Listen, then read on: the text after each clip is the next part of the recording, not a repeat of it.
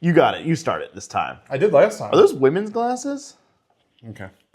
All right. Put that in the bloopers. Welcome back to the channel. I'm Lance, and this is Spencer, and we are... In the garage. All right, guys. Tonight, we're taking care of something that has been haunting us at night. There are times when we wake up in just an absolute cold sweat, and we think, man, we messed up that video. Specifically regarding the buy or bust videos. They're mostly accurate, mostly good, but there are times whenever Spencer just messes up and says the wrong thing, does the wrong thing, and we have to correct him. Yeah. I also do some research work and sometimes feed him bad information. And truly, he'll read whatever's on the teleprompter. That is true. Yeah, I am like Ron Burgundy in that way. He'll give me a big long list. He does the research. That's how we have this like partnership to do this channel and videos and stuff. As he has his part and I have mine. Mine is the star power. I'm in front of the camera. I'm in hair and makeup. I come out, throw the robe or whatever off as I'm walking out. Cameras flashing, signing autographs. Yeah. And then I come out and shoot the video, and I go back into hiding afterwards into the green room with my, bowl of Skittles. Yeah. No freaking like purple ones or anything because gross, but he eats all the Skittles. I can tell you that. Every single one. Yeah. I wish I would have picked a different candy. But you picked your favorite. All right, hold on. All right. Tell me it's not your favorite. Here. All right, I'm going to give a little knowledge. You're going vulnerable? Yeah, I have to go real vulnerable here, and that is that I am allergic to dairy. So get nasty red hives, hard to breathe. It's a real wimpy friggin' disease that I got here, okay? But it's true, I really do. And so I can't eat most of the candy out there, and Skittles is one of the only ones as a kid that I could eat. And yeah, I do like them. If you've ever seen like the movie My Girl with the bees, it's like that except for with milk with him. And I'm not in a coffin. Yeah, he's still okay. I'm not that allergic, but it's come close a few times. Yeah. So, I'm also going to let the cat out of the bag on one thing. We're doing a few extra podcasts. I don't know if you've noticed. This is going to be the third one in sort of a short amount of time. And we only kind of do one usually a week, but this is going to be more. At least two. I'm not sure exactly how it's all going to fall quite yet. But we are getting... I didn't even do one last week. Yeah? Yeah, Oh, yeah, you were out. So we're filming a bunch at one time. We had a bunch of different topics we wanted to talk about. I'm still in the same clothes. Lance was like, nah, I got to change so they don't know. And I figure I will just be an honest person with you. And that is that we're going on a big family vacation. It's okay. You can say that? Yeah. What about people that rob your house while you're gone and stuff? No. This is going to come out very much towards the end. They don't know exactly when. We'll be back. By the time this uploads, we will be back. But we won't be.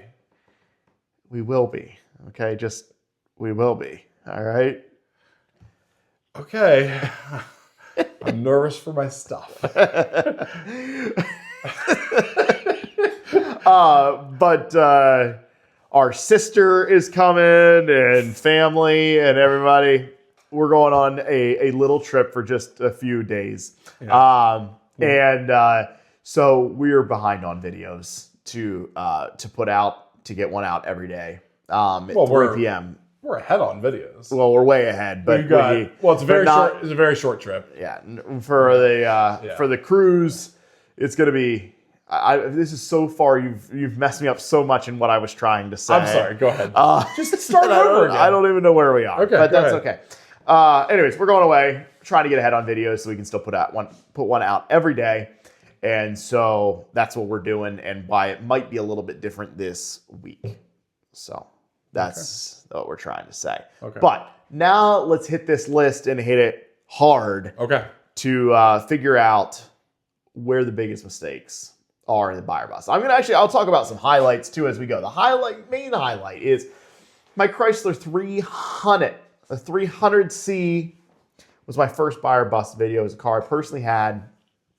And told the story before, but I just looked up common problems with them, and there was no concise list. And I thought I should shoot a video going over the common problems.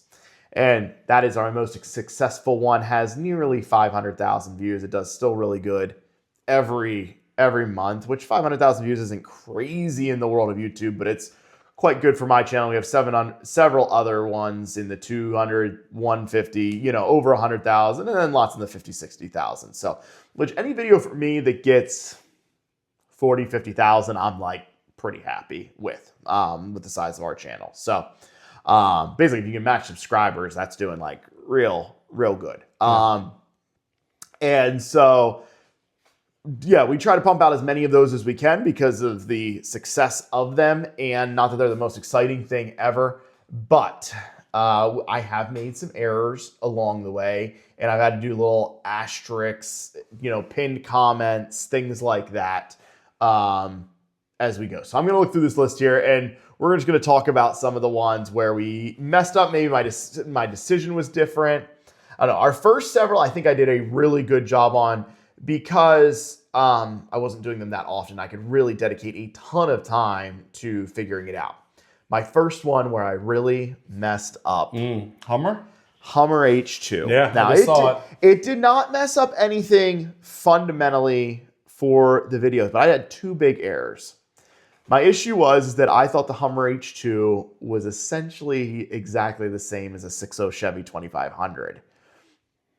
And it is in the front. And it is. The frames are different, but the transmission also. I assumed that they had the 4L80 transmission. I never even, looking it up, never even occurred to me. You thought it was a 4L80?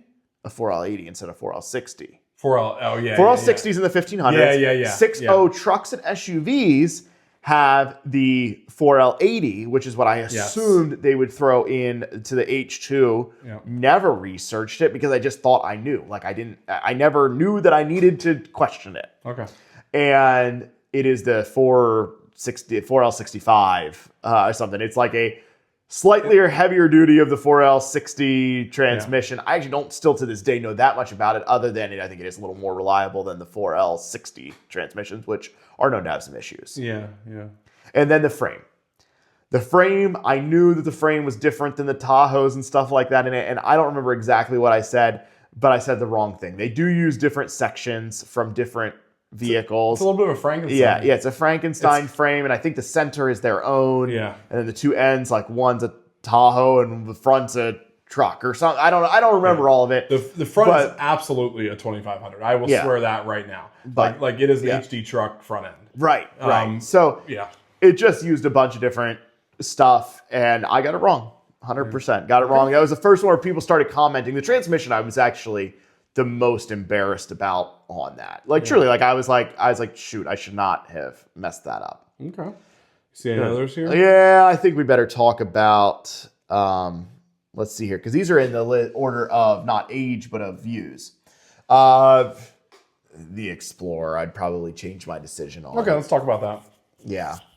I did a 2012, I want to say, Ford Explorer 3.5 in it, and I messed up on it. I should have probably made it a bust. I made it a buy. I knew that they had internal water pumps. I knew that they had failures somewhat commonly, but now doing more research, mostly from the comments, really, the water pump failures are too common. It seems like it happens on every single one after about 150,000. Do you want to offer any apologies on the EcoBoost F-150?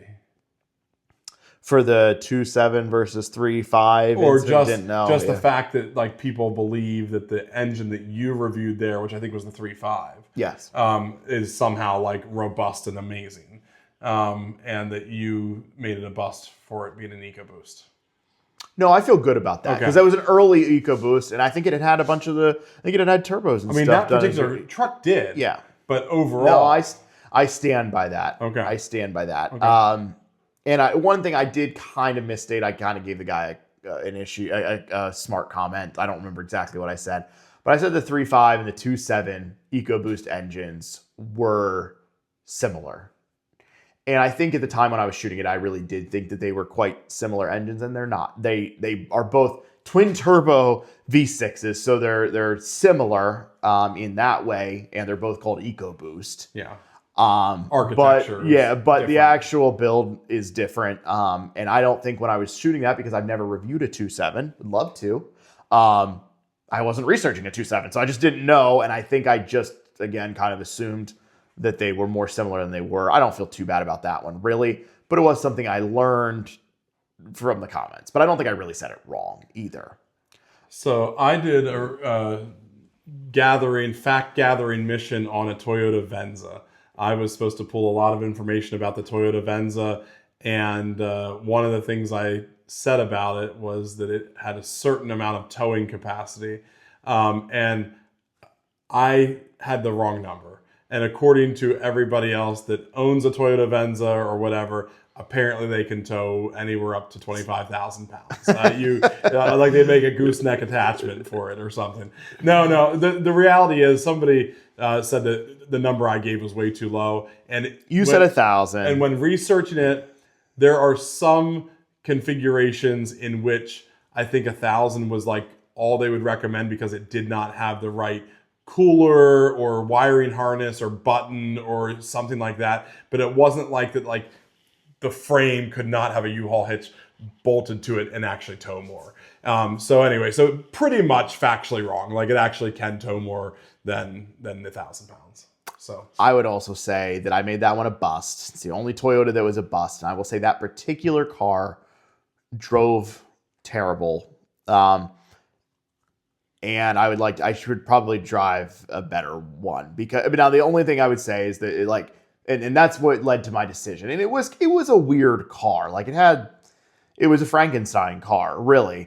But do I think if you bought one at 150,000, would it last to 300,000, which is generally my criteria for whether something is a buy or a bust? I do think it would last that long. So it probably could have been a buy. People seem to really like those cars. I'd like to drive another one. That would be maybe one I would switch my decision on too. It did have the bigger wheels as well, but a lot of people did say, there was several people who did say with the larger wheels, they do ride pretty rough. Okay.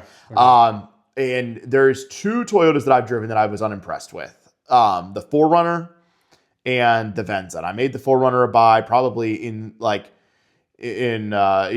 I made the Venza a bust. As an apology. Neither of those are cars that I would buy for any, just their build and everything about them I don't really care for. But with reliability, they're decent. Okay.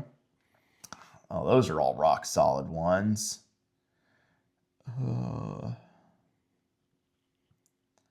Feel good about all those. I made the 2012 Malibu. This would be one that I would maybe just talk about. I think I feel good about the decision. But they do have, the engines on those do have timing issues. And I made it a buy. Yeah. And the thing is, they're now at such a price point that you just can't really go too wrong. And when they're running, they actually drive really nice. They work really nice. Things like that. So okay. Do you think that you made the 2013 Jeep Wrangler too strong of a bust?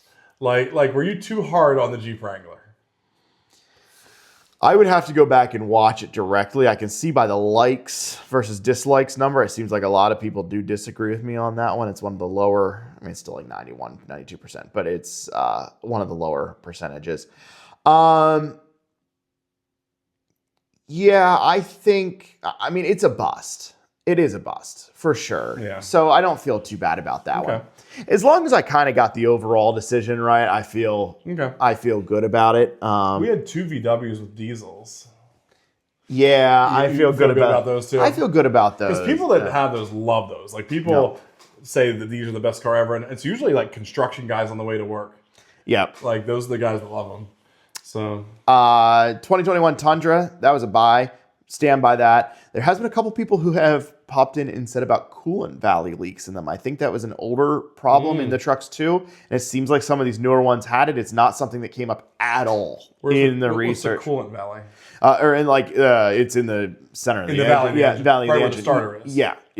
Yeah. Oh, yeah. That's the one that you got me messed up on. I forgot about it. All right. Yeah. That one there, I'll admit the fault.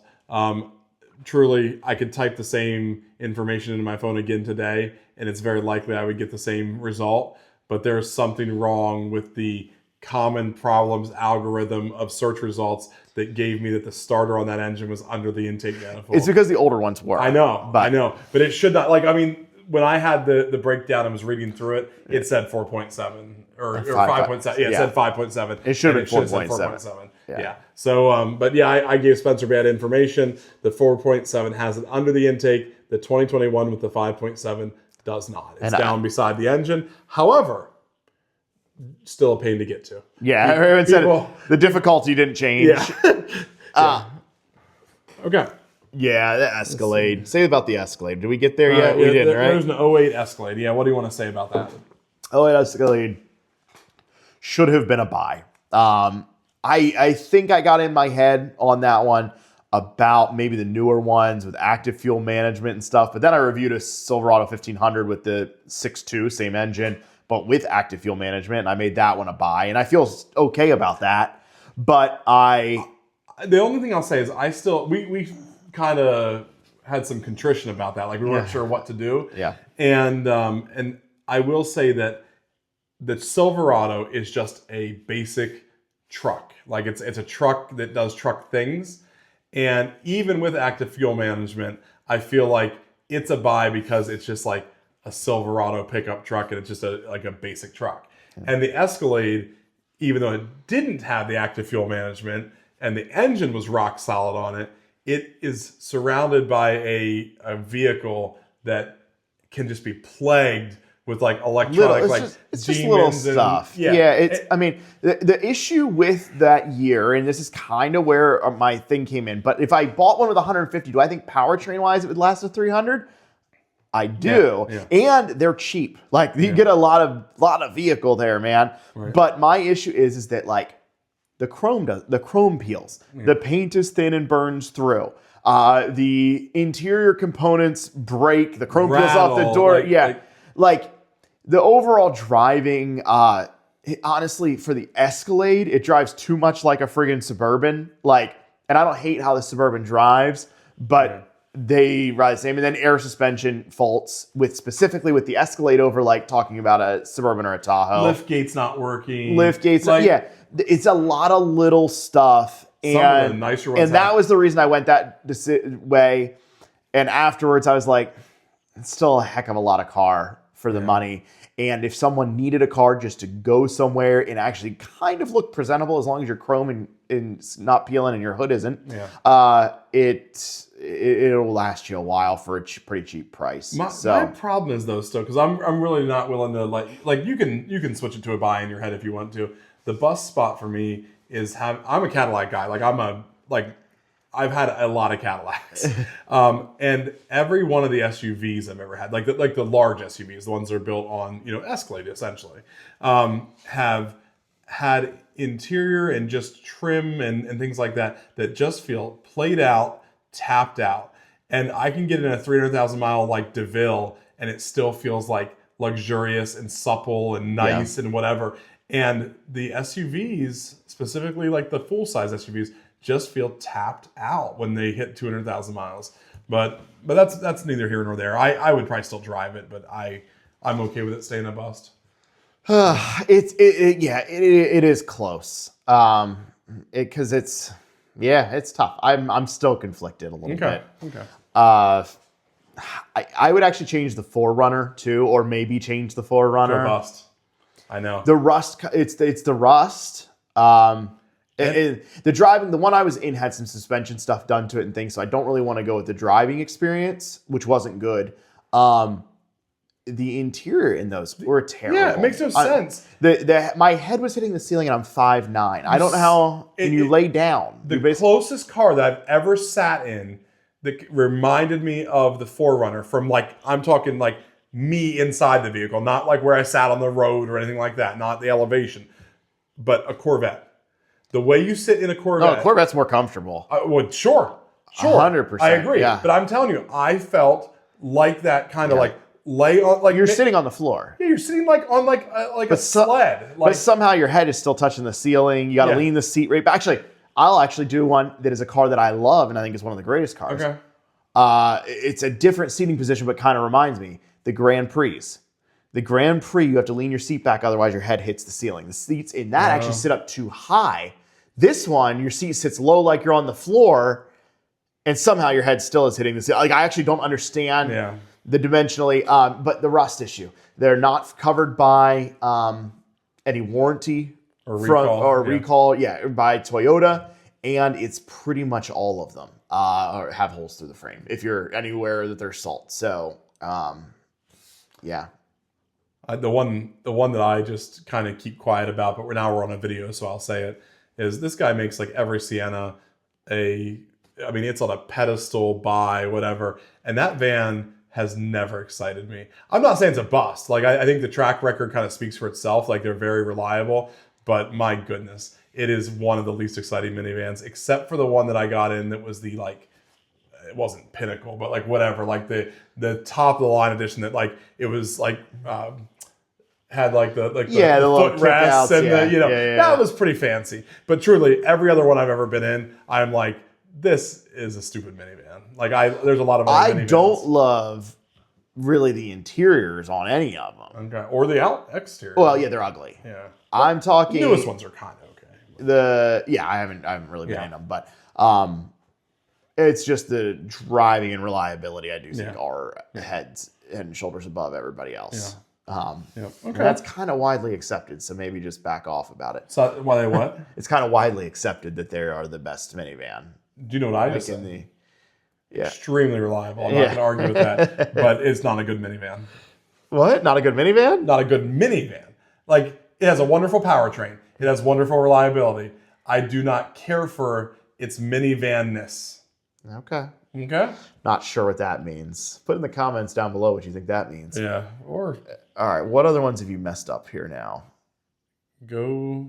Actually, I think we're all good. That's it. I don't think there's anything else to fix. Go next. Well, we got to go to the next page, or we did it. That's it. We did it. We're done. Yeah. All right. Yeah. All right. Of our buy or bust reviews, which ones do you think I've messed up the most? Which ones would you... I do think that's all of them. That's actually kind of less. I'm sure we have other ones with errors that I'm just not... We're not going to click through every video to figure out every possible error. But I do, when we make an error, I always try to pin a comment and so it's right at the top. We try to be, honest about it. Yeah. Because it doesn't make a difference to me. I'd rather be accurate. We do learn things. I'd like to know your opinion on this. I always tell him, take the video down, edit it with a voiceover that just goes like, the starter is located under the intake manifold, and instead, like, the video just freezes a little bit, and he voices over and says the starter is located beside the engine, and then re-upload it. But he doesn't want to do that. No, so. I don't, because I'm not gonna. It takes a while for them to gain traction in the YouTube algorithm. Like, it takes like 6 months, and I'm not going to lose any time in that process. So. That's how I feel about it. But and for the ones that get discovered 6 months later, I'm with you. For the ones that get discovered 1 day later, I'm like, yeah. You never know what's going to happen next time you upload it. All right. Let us know if there's something you disagree with on our list. I'm curious what your thoughts are out there too. We're not perfect. I know you guys are just surprised by that, but we aren't. So, yeah. All right. Thanks for watching, guys. Have a great night.